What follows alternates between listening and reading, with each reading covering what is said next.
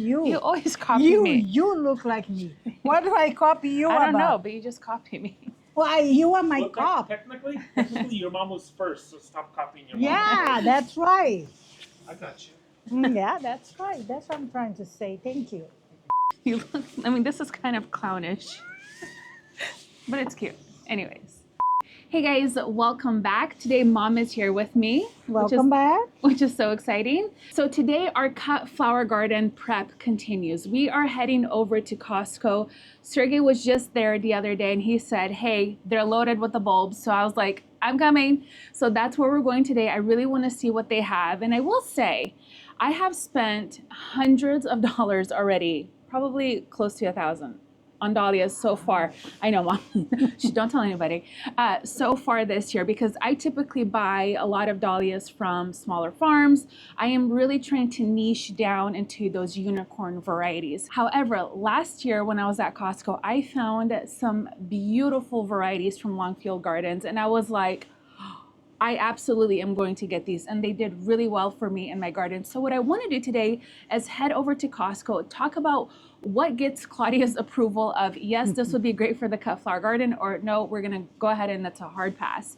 And I just want to see what other flowers they have available so we can talk a little bit more about how we're going to design our cut flower garden this year. All right, so we're going to head out. Are we going to get coffee first? No, maybe after. Maybe after, yeah. Okay, so let's head over to Costco and see what they have. Look at this. Those hydrangeas. So cute. Yeah, they're cute, but we're here for dahlias. Wow. But these are gonna go out in the garden. It's way too early. I would not buy this. This is way too early. Okay, so we arrived and I specifically want to look at things for our cut flower garden. Now remember, if you didn't watch one of our previous video where I talk about seed starting and what you need to kind of plan out when you're buying something to have a cohesive bouquet. We want to look for focal flowers. We want to look for fillers. We want to look for supporting flowers, anything that's a little bit airy. That's also another element of a bouquet that you have to think about. And we're also going to be looking for anything that's linear or that spike element in our bouquets. So today, I really want to focus on focal flowers and see if we can find anything to be a supporting flower or a filler flower. So let's see the varieties that they have, and I'll talk to you again about what gets my stamp of approval, Claudia's stamp of approval, or what's like absolutely not pass. So let's have a look. So for our focal flowers, again, these are the ones that are going to be the main things in our bouquet. In here, I am going to specifically be focusing on dahlias.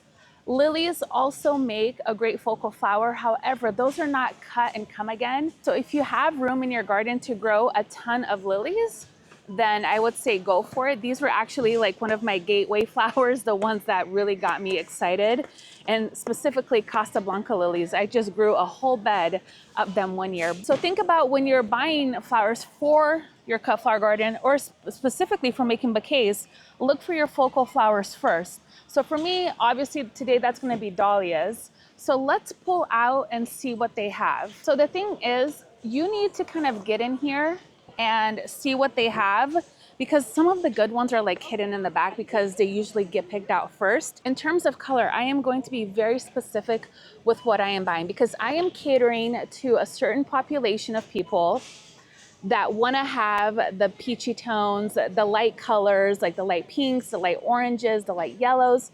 Those are the colors that I like gravitate towards and what I grow most of. So I'm going to avoid a lot of super bright colors, but if bright colors are your thing, then like I am here to guide you on which bright colors to get. But for me, I'm just being very specific of like what colors I'm bringing into my garden. And I would also like to know, as a consumer, as a buyer, what are you looking for? Do you want bright colors or do you want more muted tones when you're buying dahlias, or if you're buying bouquets? Like, what is your color palette? What is your taste?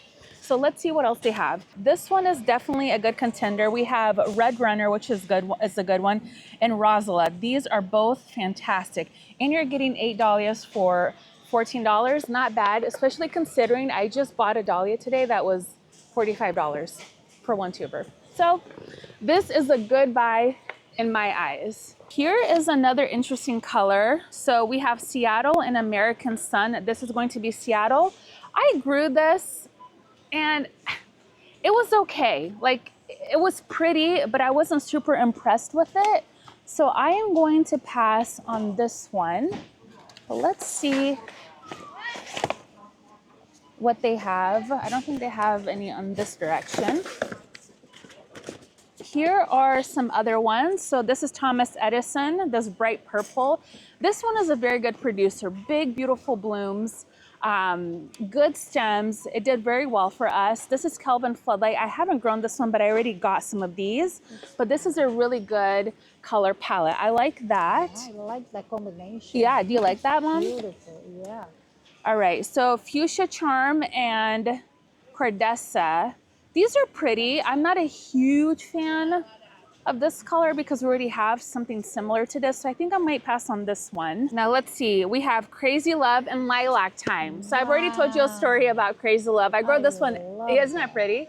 Yeah. It's one that I grew for the very first time on accident. And I was like, I don't understand why people love dahlias. And then you guys know that whole story. But it is actually a really beautiful white one with just a little bit of specks of purple on the outside, and this one can actually go with a lot of really great things. Lilac Time is one of my favorite purples. It's very beautiful lilac color. That's and right. isn't that pretty? Look at that. Wow, isn't that gorgeous? Yes, this one is actually really good. So I think I might do this one. Let's put this lily back, and let's see. We're gonna put these two aside as contenders. I'm gonna put this one back because we already have Crazy Love. And I'm gonna put Thomas Edison back as well. Here we have Summer Flame and Garden Wonder. This would be a good color palette if you're looking for something more on the brighter side with that red. You can go, gosh, with red, you can go so many ways. Orange and red, pink and red. That's a really good dahlia right there. And of course, there would be a beautiful muted orange, like a light orange color. I would say this gets my stamp of approval. Now here is one that I'm very excited about, is Breakout and Akita. Breakout is a really good dahlia. If you know a lot about dahlias in the dahlia world, you know this is kind of like a cult favorite. It is a really big flower, so if you're looking to cater really to brides or bouquets, this is not going to last as long as like a ball variety because it is bigger, so it's a little bit harder to work with. But if you pick it early enough, it won't get super, super massive, if that makes sense. So like any of the dinner plate varieties, if you pick it just like a tiny bit earlier, when they're not fully open, but still have that really beautiful coloring, you can get away with it. I like Breakout, and I actually really like Akita too. I haven't had this one for probably 2 years because I haven't been able to source it, but because it's here, I am definitely going to add this one because these two will make a beautiful cut flower and they're going to look really great in the landscape. So here's another one, Mystery Day and White Perfection. White Perfection is a very good white. And I think a lot of people forget that white is actually such a good color to have. Isn't that pretty? Because it ties in with a lot of other colors. So having white actually adds a lot of brightness to a bouquet. So I'm always looking for a good white dahlia or white flower. I don't love Mystery Day because I kind of tend to stay away from like those two tones like this. They're really beautiful in the landscape, but they're just not something I really gravitate towards. So this one is gonna be a pass for me. Let's see, Gets Perfection and Miro Star. These are good. Wow, those are cute. Isn't that pretty? Yeah. Yes, This is good. Very nice. Yeah, I like this color palette. I don't think I've grown Gets Perfection. So I think we're gonna get this one. Definitely a good color combo. All right, so here we have Sandra and Rocco. Sandra is probably one of my favorite dahlias. I've talked about her before in previous videos. Such a prolific bloomer. And again, you can't like beat that color palette, just that really beautiful pink. And then with that Rocco too, makes for a perfect combination. Let's see, you're also getting 8 dahlias for $13.99. That is such a steal.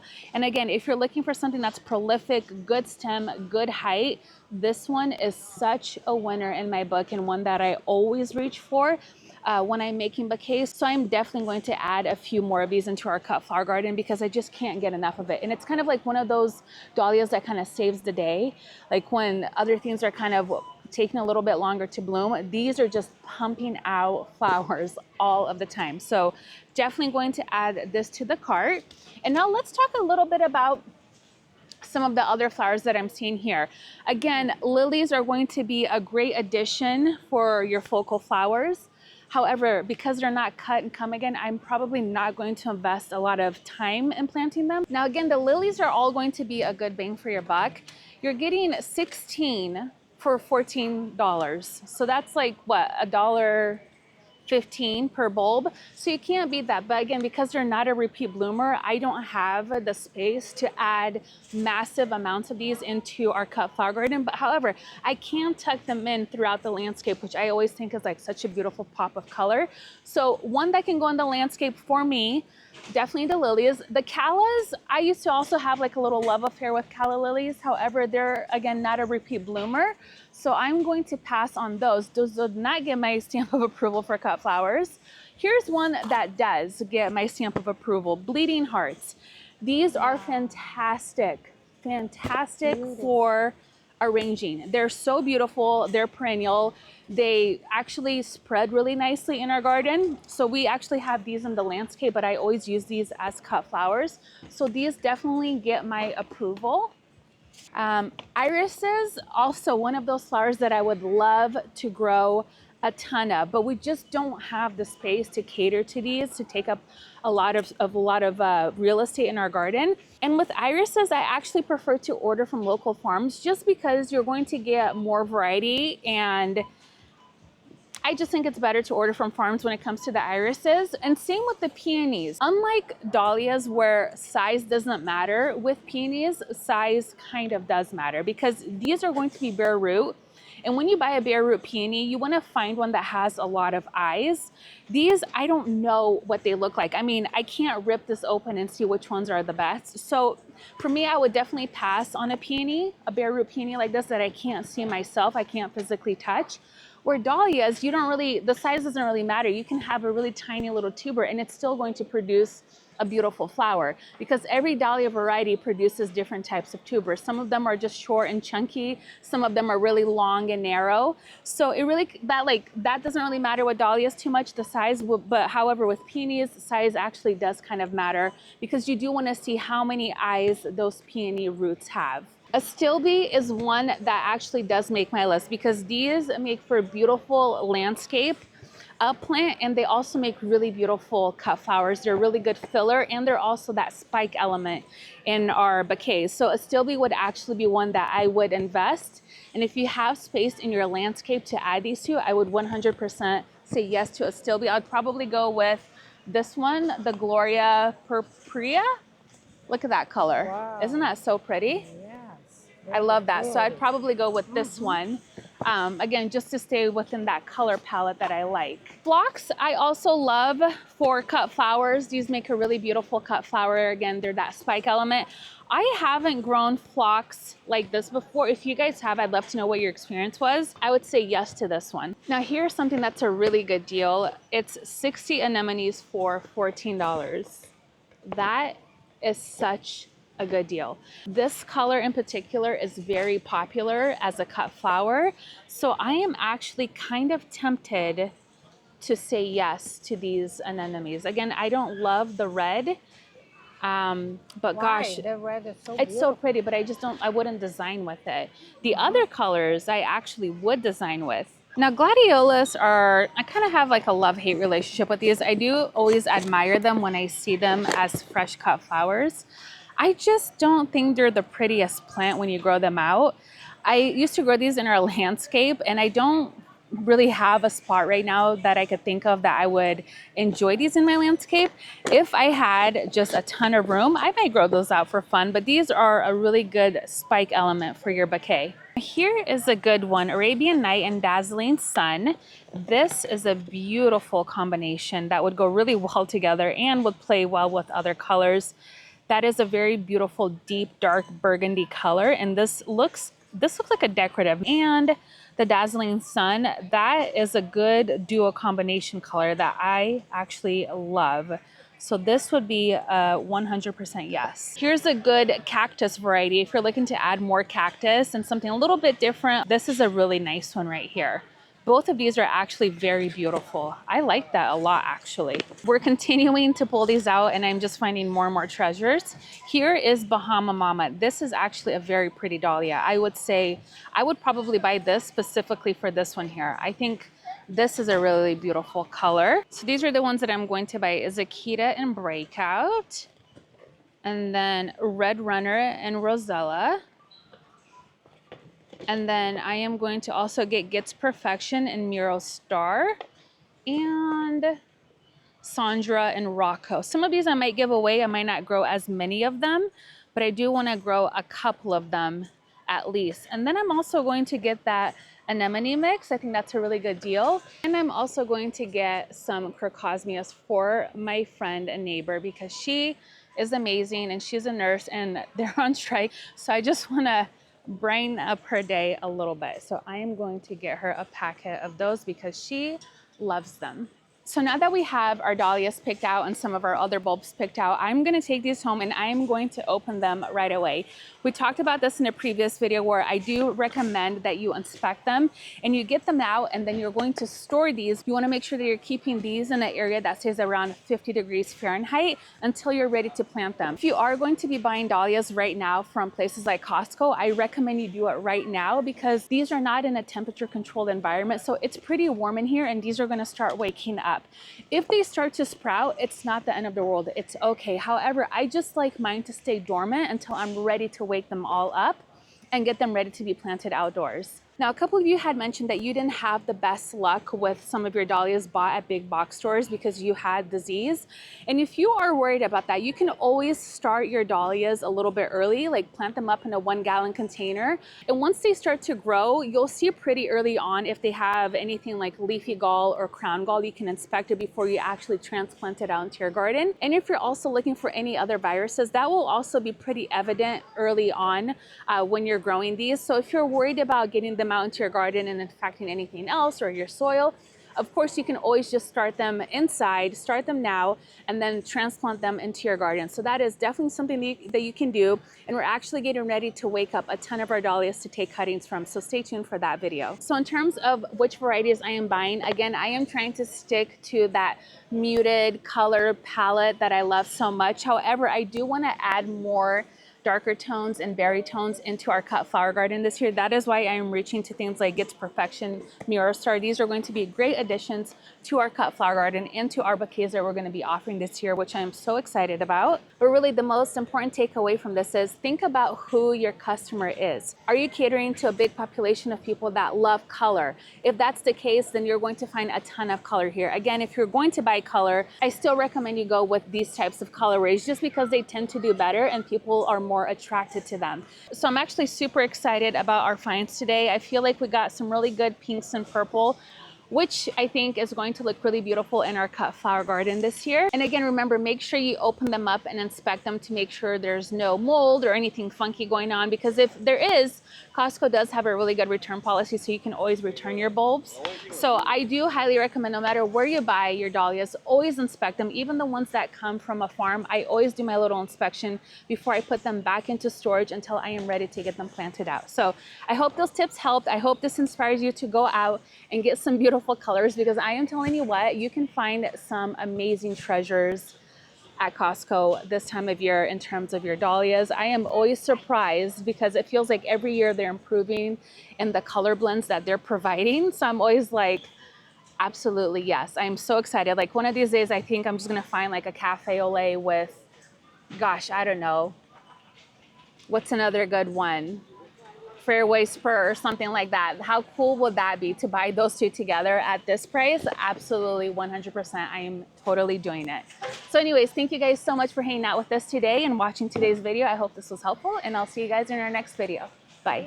Okay, Mom and I just arrived at another Costco. I just had to come out here and see what other varieties they had. So I'm literally like sandwiched in between bulbs and more bulbs. And I actually just found some treasures that I'm going to show you guys. I am freaking out, actually. Look at what I just found. They have cafe au lait and purple Tahijo dahlia. No way. I cannot believe they have this combo. We already have a ton of cafe au lait, and you can never have too many of these. but I do have a lot that I still need to divide. So I might pass. Gosh, but that's such a good deal because these are so expensive, you guys. A lot of farmers are selling these for like $20 each. And I've actually seen these go for $20 each as well. So 8, let's see, how many are you getting of each? You are getting 4 and 4. That is such a good deal. Wow. Okay. Wow, wow, wow. And here is another treasure that I just found. Look at this. Sir Alf Ramsey. That's a good one. That's the purple one. But I'm actually very interested in the strawberry ice. I am for sure going to get that one. And I actually think I will add some more lilies into our garden. Like I mentioned, lilies were kind of like that gateway flower for me that really just started a lot for me. And I miss having them in our landscape. So I might pick some up. And I'm going to open these and inspect them as well to make sure there's nothing moldy or mushy because they're kind of notorious for that. Oh, Nelly. Cornell and Sylvia. Oh, 100% I'm going to take this. Cornell is a tried and true. And actually, there's a lot of different dahlias that came from Cornell. I actually think it started with Ivanetti and then came Cornell. I can't remember the history of them, but Cornell is a high performer. We're definitely going to add one. We have some at home, but you know what? You can never have too many of those as well. Let's see. You got to really get in here. I look crazy. My mom stepped away for a second. I'm just literally on the ground digging for treasures. Let's just put those back over here. There we go. Oh my. What a win with these finds down here. Put that back and we'll put this back as well. But I am so impressed. Look at this. They also have cream, the cassius and lilac bowl. This is a good combo. And don't forget to look up because oftentimes there's going to be some good ones hidden up here as well. So I'm going to go ahead and take these 2 packs for our takeaway from this location. Okay, now I think we're really done.